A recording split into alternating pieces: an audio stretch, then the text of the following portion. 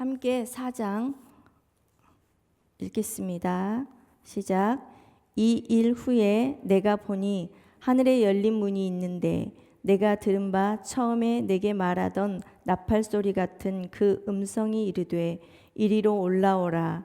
이후에 마땅히 일어날 일들을 내가 내게 보이리라 하시더라. 내가 곧 성령에 감동되었더니 보라, 하늘에 보좌를 베풀었고 그 보좌 위에 앉으신 이가 있는데 앉으신 이의 모양이 벽옥과 홍보석 같고 또 무지개가 있어 보좌에 둘렸는데 그 모양이 녹보석 같더라. 또 보좌에 둘려 24 보좌들이 있고 그 보좌들 위에 24 장로들이 흰옷을 입고 머리에 금관을 쓰고 앉았더라. 보좌로부터 번개와 음성과 우레소리가 나고 보좌 앞에 켠 등불 7이 있으니 이는 하나님의 7 영이라. 보좌 앞에 수정과 같은 유리바다가 있고 보좌 가운데와 보좌 주위에 4 생물이 있는데 앞뒤에 눈들이 가득하더라. 그 첫째 생물은 사자 같고 그 둘째 생물은 송아지 같고 그 셋째 생물은 얼굴이 사람 같고 그 넷째 생물은 날아가는 독수리 같은데 4 생물은 각각 6 날개를 가졌고 그 안과 주위에는 눈들이 가득하더라. 그들이 밤낮 쉬지 않고 이르기를 거룩하다 거룩하다 거룩하다 주 하나님 곧 전능하신 이여 전에도 계셨고 이제도 계시고 장차 오실 이시라 하고 그 생물들이 보좌에 앉으사 세세토록 살아계시는 이에게 영광과 존귀와 감사를 돌릴 때에 24 장로들이 보좌에 앉으신 이 앞에 엎드려 세세토록 살아계시는 이에게 경배하고 자기의 관을 보좌 앞에 드리며 이르되 우리 주 하나님이여 영광과 존귀와 권능을 받으시는 것이 합당하오니 주께서 만물을 지으신지라 만물이 주의 뜻대로 있었고 또 지으심을 받았나이다 하더라. 아멘. 요한계시록 4장은 천상의 영광과 경배의 장면을 통해 하나님의 주권과 신자들의 신앙적 자세를 강조하는 아주 중요한 본문입니다. 4장 2절 하반절에 보좌에 앉으셨다는 것은 하나님이 귀한 왕으로서 통치권을 가지고 계심을 의미합니다. 하나님은 이 우주 전체를 창조하셨으며 또한 친히 통치하시는 만왕의 왕이시라는 것을 디모데전서 6장 15절에는 또한 기록해 놓으셨습니다. 그분은 지구의 한 부분이나 자기를 믿는 자들만을 다스리는 왕이 아니라 전 우주를 총관하시는 분이시라는 사실입니다. 그리고 창조주 되시며 절대 주권자 되시는 하나님은 누구의 간섭을 받거나 지배를 받거나 누구의 자문을 구하거나 도움을 받거나 판정에 의존할 이유가 전혀 없으시다는 것입니다. 그 자신이 바로 법이요 선이시며 절대적으로 독립적으로 활동하시고 임의로 모든 것을 통치 주권하시는 분이시라는 것입니다. 하나님께서 앉으신 이 보좌는 가장 높은 자리요 가장 위엄과 존귀를 가진 자리라는 것입니다. 그러므로 하나님께서 보좌에 앉으셨다는 것은 하나님께서 가장 우월하신 왕으로서 최고의 위엄으로 모든 만물과 땅과 하늘의 모든 것을 통치하시고 계시다는 사실을 보여주고 계시는 것입니다. 이에 모든 성도들은 보좌에 앉으신 하나님을 최고로 경배하며 그분의 지도하심에 절대적으로 복종해야 한다는 것입니다. 오늘 본문 11절에 보게 되면 주께서 만물을 지으신지라 만물이 주의 뜻대로 있었고 또 지으심을 받았나이다 라고 하였습니다. 완전한 진리를 밝혀주는 하나님의 계시로서의 성경은 분명히 모든 만물을 하나님께서 창조하셨다고 골로새서 1장 16절에는 선언하고 있습니다. 5장 제가 읽겠습니다. 내가 봄에 보좌에 앉으신 이의 오른손에 두루마리가 있으니 안팎으로 썼고 7인으로 봉하였더라. 또 봄에 힘있는 천사가 큰 음성으로 외치기를 누가 그 두루마리를 펴며 그 인을 떼기에 합당하냐 하나 하늘 위에나 땅 위에나 땅 아래에 능히 그 두루마리를 펴거나 보거나 할 자가 없더라. 그 두루마리를 펴거나 보거나 하기에 합당한 자가 보이지 아니하기로 내가 크게 울었더니 장로 중에 한 사람이 내게 말하되 울지 말라. 유대 지파의 사자 다윗의 뿌리가 이겼으니 그 두루마리와 그 7인을 떼시리라 하더라. 내가 또 보니 보좌와 내 생물과 장로들 사이에 한 어린 양이 서 있는데 일찍이 죽임을 당한 것 같더라. 그에게 7뿔과 7눈이 있으니 이 눈들은 온 땅에 보내심을 받은 하나님의 7영이더라. 그 어린 양이 나와서 보좌에 앉으신 이의 오른손에서 두루마리를 취하시니라. 그 두루마리를 취하심에 네 생물과 24장로들이 그 어린 양 앞에 엎드려 각각 검은 고와 향이 가득한 금대접을 가졌으니 이 향은 성도의 기도들이라. 그들이 새 노래를 불러 이르되 두루마리를 가지시고 그 인봉을 떼기에 합당하시도다. 일찍이 죽임을 당하사 각 족속과 방언과 백성과 나라 가운데에서 사람들을 피로 사서 하나님께 드리시고 그들로 우리 하나님 앞에서 나라와 제사장들을 삼으셨으니 그들이 이 땅에서 왕 노릇하리로다 하더라. 내가 또 보고 들음에 보좌와 생물들과 장로들을 둘러선 많은 천사의 음성이 있으니 그 수가 만만이요 천천이라. 큰 음성으로 이르되 죽임을 당하신 어린 양은 능력과 부와 지혜와 힘과 존귀와 영광과 찬송을 받으시기에 합당하도다 하더라. 내가 또 들으니 하늘 위에와 땅 아래와 바다 위에와 또 그 가운데 모든 피조물이 이르되 보좌에 앉으신 이와 어린 양에게 찬송과 존귀와 영광과 권능을 세세토록 돌릴지어다 하니 내 생물이 이르되 아멘 하고 장로들은 엎드려 경배하더라. 아멘.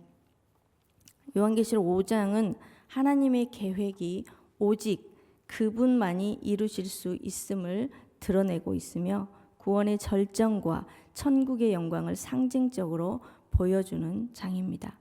앞서 4장에서 하나님의 보좌에 대한 장엄한 광경을 기록했던 사도 요한은 이제 방향을 바꾸어서 그 보좌에 앉으신 하나님의 손에 들린 두루마리와 이를 받으신 그리스도에게로 초점을 모으고 있었습니다.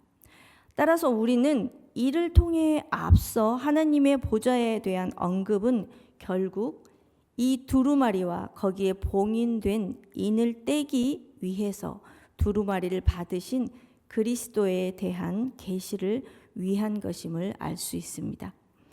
먼저 이 두루마리를 보면 사도 요한은 1절에서 이에 대해서 이렇게 말합니다. 안팎으로 썼고 7인을 봉하였더라 라고 말하고 있습니다. 여기서 안팎으로 썼다라는 것은 일찍이 하나님께서 선지자 에스겔에게 주셨던 안팎으로 쓰인 두루마리처럼 그 내용이 충실하여서 하나도 빠짐이 없고 완전함을 의미합니다.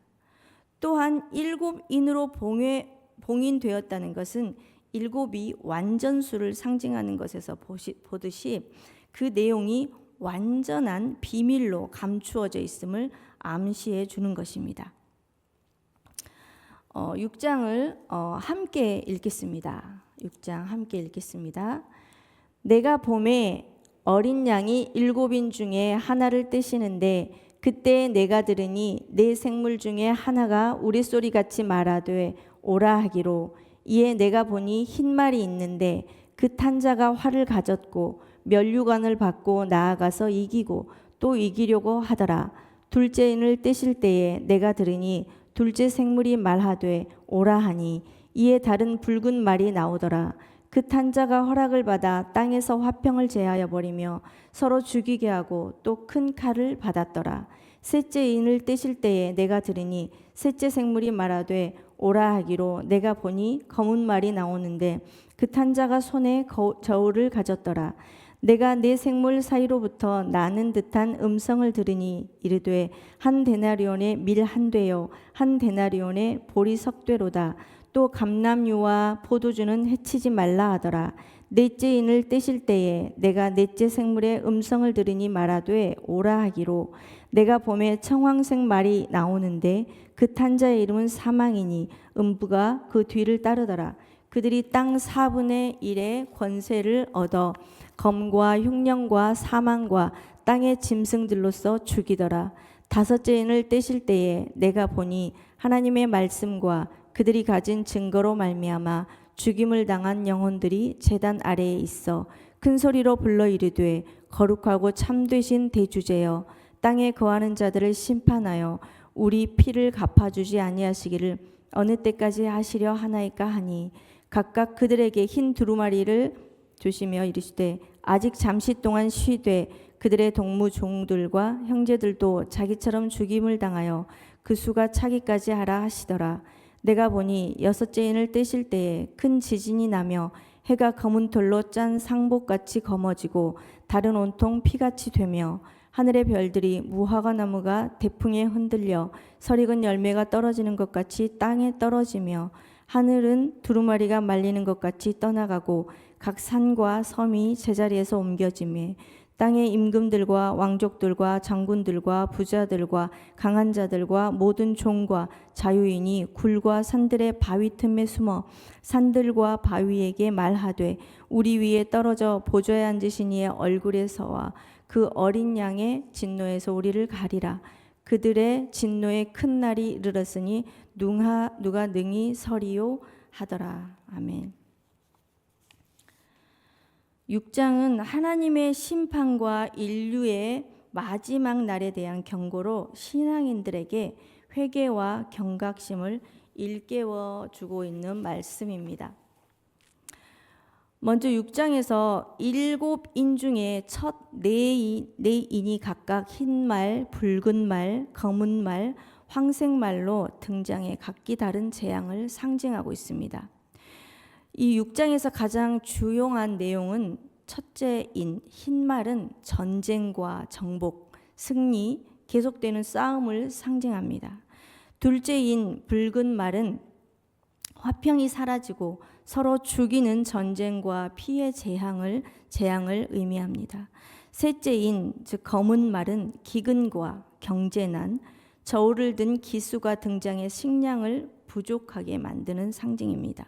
넷째인 청황색 말은 사망과 죽음, 땅의 4분의 1이 재앙을 겪는다는 경고입니다.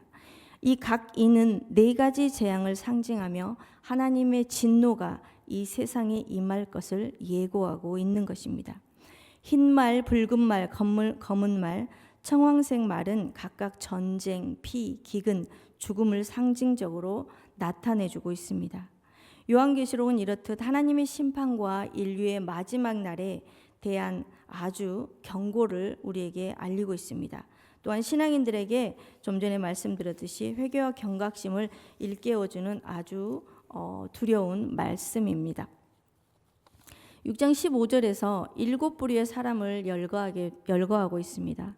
7은 완전수이므로 이처럼 7부류의 사람들을 열거한 것은 땅에 사는 모든 부류의 사람들이 다 포함되어 있음을 나타내기 위함입니다. 즉 하나님의 최후 심판을 받을 대상에는 신분적으로나 높은 사람이나 낮은 사람이나 물어나고 그리스도를 믿는 모든 사람이 다 포함된다는 것을 나타내기 위해서 본문은 인간을 7부류로 나누어서 설명하고 있는 것입니다. 왕으로부터 종에 이르기까지 모든 사람이 언급된 것 또한 이것이 모든 사람을 지칭한다는 사실을 분명하게 드러내주고 있는 것입니다. 이 왕으로부터 종에 이르기까지라는 말씀은 오늘날로 말하자면 국가 최고의 지도자로부터 가장 빈곤한 계층에 이르기까지라는 의미로 해석할 수 있는 것입니다. 6장 본문 6장은 여섯째 인을 떼실 때에 나타나는 종말의 너무나도 무서운 광경을 우리에게 보여주고 있습니다. 주님의 진노가 마침내 모든 악한 자들 위에 임하게 되는 것입니다. 이 세상 권력을 가진 자나 지위가 높거나 재물이 많거나 할 것 없이 누구든지 불신앙의 사람에게는 주님의 너무나도 무서운 진노가 임할 수밖에 없다는 것을 우리에게 말씀해 주고 있습니다. 살아계신 하나님을 부인하고 의지하지 않는 이 불신앙보다 더 무서운 죄는 없습니다. 모든 것을 창조하시고 주관하시는 하나님께서 결코 용서하지 않는 죄는 바로 피조된 자요 백성이며 종된 우리 인간들의 불신앙의 죄임을 디도서 1장 16절에서 또한 분명히 말하고 있습니다. 하나님보다 더 사랑하고 의지하는 것이 있는 자들은 하나님을 배반하는 불신앙의 사람들로서 하나님의 진노를 피할 길이 없다는 것입니다. 그러나 우리는 하나님을 믿는 신앙인으로서 이 세상에서 살아가는 성도된 도리는 무엇일까요? 바로 하나님보다 사람을 두려워하고 사람을 기쁘게 하며 악한 방법을 채택하여서 세상의 헛된 영광을 추구하는 어리석은 사람이 되어서는 안 될 것이라는 것을 분명히 우리에게 경고의 말씀으로 전해주고 있는 것입니다. 그러한 불신앙의 사람들은 주께서 진노하실 때에 그 세상의 헛된 것들의 멸망과 더불어서 탄식하게 될 것이기 때문에 이렇게 두려운 말씀을 우리에게 보게 하시는 것입니다. 사랑하는 성도 여러분, 주님의 진노의 날에 탄식하게 될 자들은 바로 불신앙과 스스로 행한 범죄 때문에 탄식하게 된다는 사실을 꼭 기억하시기 바랍니다. 주님의 진노는 공의로우시고 철저하심으로 그 어떤 불신앙이나 죄도 간과하지 않으시고 판단하시며 멸하신다는 말씀입니다. 특히 우리는 오늘 세 장의 본문을 통해서 그 진노의 강도가 얼마나 큰지, 얼마나 엄청나게 큰 것임을 알 수 있었습니다. 이것은 하나님이 얼마나 불신앙과 죄를 미워하시며 대적하시는지에 대해서 우리에게 잘 보여주고 계십니다. 그러므로 우리는 한순간도 하나님에게서 고개를 돌리지 말고 오직 믿음으로 의롭게 살아가는 참 신앙의 삶을 살아가야 함을 우리는 반드시 기억해야 하며 사람이 아닌 하나님을 기쁘시게 해드리며 하나님 앞에서 두려움과 떨림으로 진정한 회개와 경각심을 가지고 우리가 이 살아계신 하나님의 말씀을 대해야 함을 오늘 말씀을 통해서 우리가 배웠습니다. 이곳에 계신 행신 임마누엘 교회 성도 여러분 모두가 하나님 앞에서 회개와 경각심으로 하나님 앞에서 두려움과 떨림으로 늘 회개와 감사함으로 서시는 행신 임마누엘 교회 모든 성도 여러분들이 되시기를 간절히 소망합니다. 기도하겠습니다.